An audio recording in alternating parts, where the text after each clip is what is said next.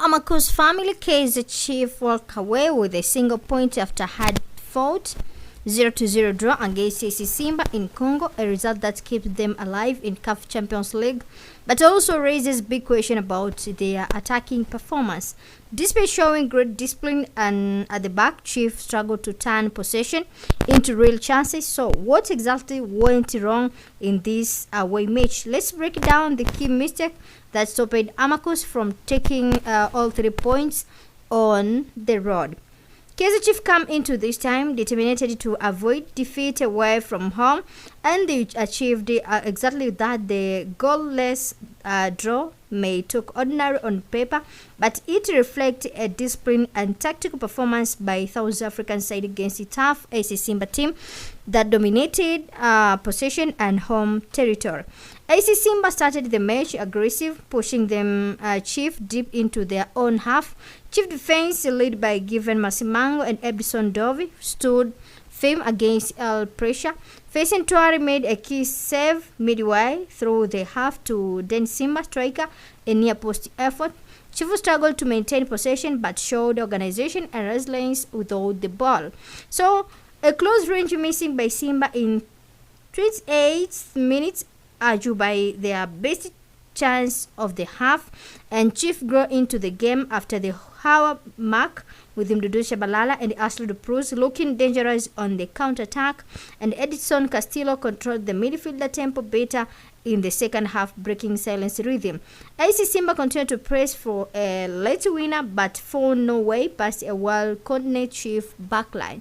Injury time drama, Simba had a goal disallowed in net plus 3 minutes for offside after VAR review. In defensive strength, Kaizer Chiefs' main success comes from defensive compactness, and Masimango and Dove were excellent in clearing error balls. Ntwari showed why he has been rated as one of the best young goalkeeper in Africa, calm, vocal, and alert.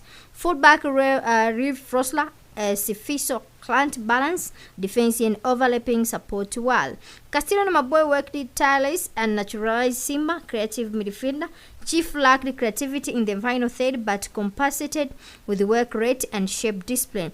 The introduction of Nkongo Sifil and Cabo late in the game brought more control but no breakthrough. In attacking struggle, Chief managed few shots in target. Duprez was often isolated up front. The absence of natural playmaker was visible. Chances are mostly from long balls and quick transaction. Simba defense, marshaled by Inunga, stayed composed against Chief counter. Kaizer Chiefs used 4-2-3-1 formation, focused on structure, counter-attack, and avoiding defensive mistakes. AC Simba 4-3-3 set up more possession-based but lacked clinical finishing. In top performance, facing Tuari Chief, commanding presence, key saves, and Chief the clean sheet. Given Masimango Chief, defensive leader, strong in duels and positioning. Henoch Inonga from Simba, best of the home side, solid defensive.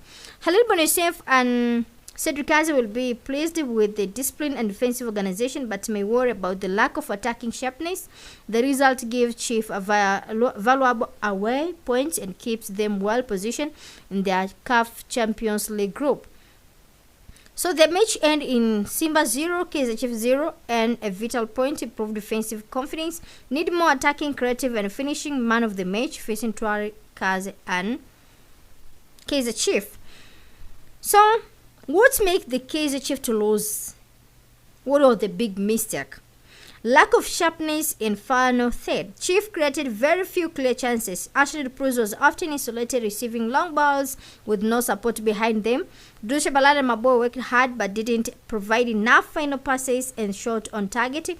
Good build-up, poor finishing, no real threat to Simba goalkeeper. Two defensive mindset. Chief entered the game aimed not to lose rather than to win. The double pivot of Castillo and Maboy sat too deep, leaving a gap between midfield and attack. When they didn't win the ball, transaction to attack was too slow. They couldn't exploit Simba high defensive line or fatigue in the second half. Poor ball rotation under pressure. AC Simba pressed aggressively, especially in first half. Chief lost possession cheaply in midfield and in the half. They rarely strong more than 3 to 4 passes before losing the ball. Simba controlled the tempo while Chief chased the game for long period. Limited creativity, no natural playmaker. Without a creative number 10 like Nkabo starting L, Chief had no one to unlock tight defense. More attacking come from long passes or crosses, predictable for Simba center backs. Or attacking were easy to defend, no variety or surprises element. So in substitution came too late also. Nkabo and new attack players were introduced very late. When Chief final pushed forward, time was almost gone. After 80 minutes, they couldn't build momentum to chase a winning goal. In lack of confidence away from home, Chief often look hesitant away, not committing numbers forward. The mentality seems to shift from let's win to let's survive. So the defensive sharp is solid, but ambition is missing. So Kaizer's biggest mistake is playing too cautious and failing to transition quick from defense to attack. They respect AC Simba too much instead of exploiting their own attacking agent. So what they need to improve next time: starting Gakobo or Zuma L to add creativity, push Castillo slide high when in possession, allow the Priest and Shabala to combine more instead of long isolated runs, show more confidence. Chief have quality, but they must believe they can win. Thanks guys for joining. This is Sports Queen. My name is The Witness. Don't forget to subscribe, turn on notification, then enjoy the video.